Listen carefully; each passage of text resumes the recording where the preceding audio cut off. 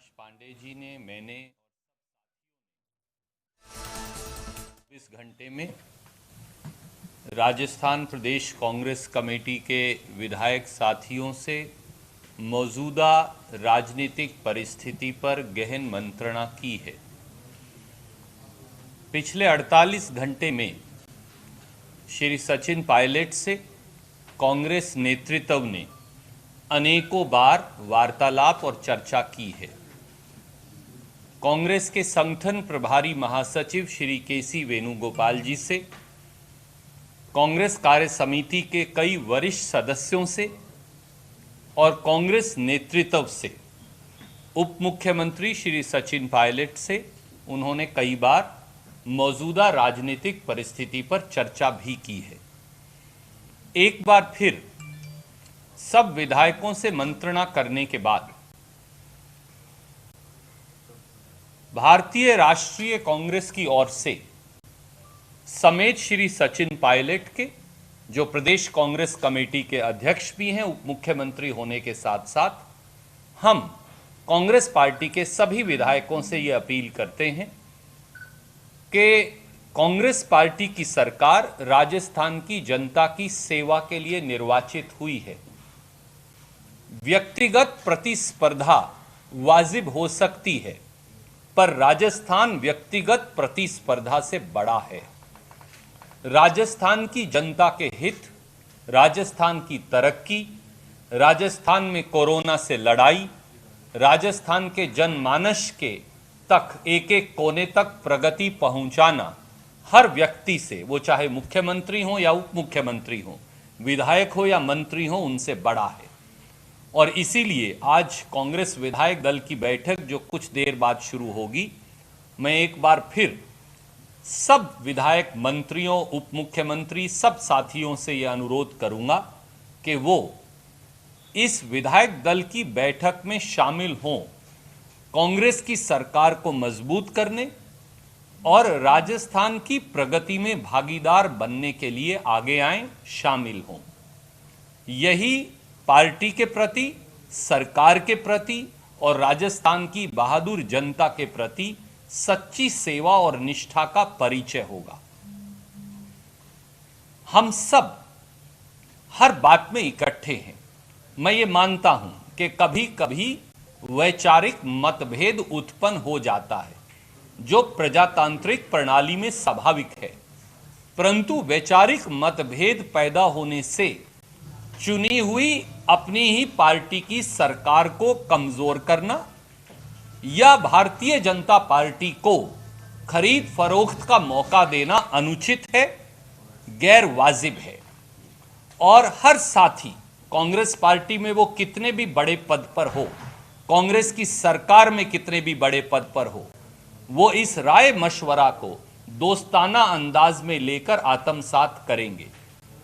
कांग्रेस की चुनी हुई सरकार राजस्थान की जनता की सेवा के लिए है और अगर कोई मतभेद है तो कांग्रेस पार्टी के, कांग्रेस आलाकमान के सब दरवाजे समेत श्री सचिन पायलट के सब विधायक साथियों के लिए सदैव खुले थे, खुले हैं और सदैव खुले रहेंगे। आइए बैठकर वार्तालाप कीजिए। अगर कोई समस्या है तो श्रीमती सोनिया गांधी जी और राहुल गांधी जी के नेतृत्व में हम उस समस्या का निदान निकाल लेंगे। परंतु व्यक्तिगत प्रतिस्पर्धा के चलते कांग्रेस पार्टी की सरकार को अस्थिर करना या राजस्थान के लोगों ने जो 5 साल के लिए भारतीय राष्ट्रीय कांग्रेस को चुना है, उसको कमजोर करना ना वाजिब है, ना उचित है और ना लोगों की सेवा और निष्ठा के अनुरूप है। इसलिए एक बार फिर मैं सब विधायक मित्रों से यह आग्रह करूंगा, कांग्रेस विधायक दल की बैठक में शामिल हों, अपना पक्ष पार्टी की फोरम पर रखें, ना कि पार्टी की फोरम के बाहर, और हर चीज का हल निकालने के लिए हम खुले मन से तैयार हैं। धन्यवाद। एक बात मैं और जोड़ना चाहूंगा और फिर आपका सवाल लूंगा। कुछ देर पहले ही एक ट्वीट के माध्यम से भी मैंने कहा कि भारतीय जनता पार्टी के 3 अग्रिम विभाग हैं फ्रंटल ऑर्गेनाइजेशन है बीजेपी की। एक फ्रंटल ऑर्गेनाइजेशन है इनकम टैक्स डिपार्टमेंट, एक है एनफोर्समेंट डायरेक्टरेट और एक है सीबीआई। जब भी प्रजातंत्र की हत्या मोदी सरकार और भाजपा को करनी होती है तो भाजपा के ये तीनों अग्रिम विभाग सबसे पहले आगे आकर खड़े हो जाते हैं। कल देर रात और आज सुबह से भाजपा के वो अग्रिम विभाग एक बार फिर राजस्थान की वीरभूमि पर कायरता दिखाने के लिए उतर आए हैं, दुर्भावना और गलत मंशा से। कांग्रेस पार्टी के साथियों पर आज सुबह से ही मोदी सरकार ने, प्रधानमंत्री जी ने, अमित शाह जी ने और भाजपा सरकार ने इनकम टैक्स की रेड शुरू करवा रखी है कांग्रेस के पदाधिकारियों पर एक बात जान ले मोदी सरकार, अभी इनकम टैक्स आया है, फिर ईडी आएगी, क्योंकि पैसे के बल पर भी, सत्ता के बल पर भी वो राजस्थान की चुनी हुई सरकार को और राजस्थान के बहादुर विधायकों की निष्ठा को नहीं खरीद पा रहे थे, तो अब उन्होंने इनकम टैक्स और ईडी को वो ले आए हैं। ईडी अभी नहीं आया है तो दोपहर तक आ जाएगा और सीबीआई कितनी देर में आएगी ये आप खुद निर्णय कर लीजिएगा। हम भाजपा के इस दुर्भावना, रंजिश और बदले की भावना से इनकम टैक्स और ईडी के पीछे खड़े होकर वार करने की इस पूरी प्रक्रिया की कड़े शब्दों में निंदा करते हैं। भाजपा लोकतंत्र को की मंडी में खरीदने की कितनी भी कोशिश करे, राजस्थान की बहादुर धरती उनकी हर इस प्रकार के षड्यंत्र को विफल करने वाली है। धन्यवाद। सर, आपने कहा कि अनेकों बार सचिन पायलट से बात हुई जी, उधर से कोई इस तरह की बात आई कि सुलह की बात? आदरणीय मित्र, हर बात जो पार्टी के अंदर का वार्तालाप है उसे टेलीविजन पर या अखबार में चर्चा करना अनुशासन के अनुरूप नहीं हो सकता, परंतु श्री सचिन पायलट जी से भी और दूसरे साथियों से भी कांग्रेस आला कमान द्वारा एक बार नहीं, पिछले 72 घंटे में, 48 से 72 घंटे में अनेकों बार बात की गई है। मैंने आपको 3 व्यक्तियों के नाम भी बताए। कांग्रेस के संगठन प्रभारी महासचिव श्री केसी वेणुगोपाल जी द्वारा, कांग्रेस कार्य समिति के एक सबसे वरिष्ठ सदस्य जो पूर्व केंद्रीय मंत्री हैं उनके द्वारा और कांग्रेस आला कमान के द्वारा उनसे कई बार वार्तालाप हुई है और कहा गया है कि खुले मन से अगर आपका कोई मतभेद है तो आप आकर उसे पार्टी की फोरम पर रख सकते हैं। कोई ऐसी समस्या नहीं जिसका निदान हल नहीं निकाला जा सकता।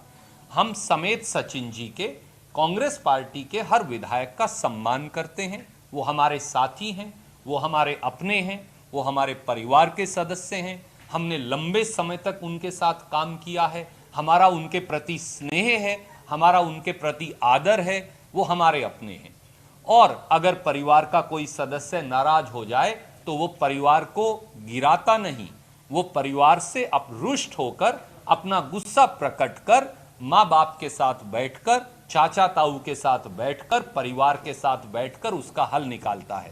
कांग्रेस पार्टी के दरवाजे खुले मन से, मैं कह रहा हूं, अजय माखन जी की ओर से और प्रभारी महासचिव पांडे जी की ओर से और सोनिया जी और राहुल जी की ओर से, कि वो सचिन जी हों या दूसरे विधायक हों, उनके लिए कांग्रेस के दरवाजे खुले हैं।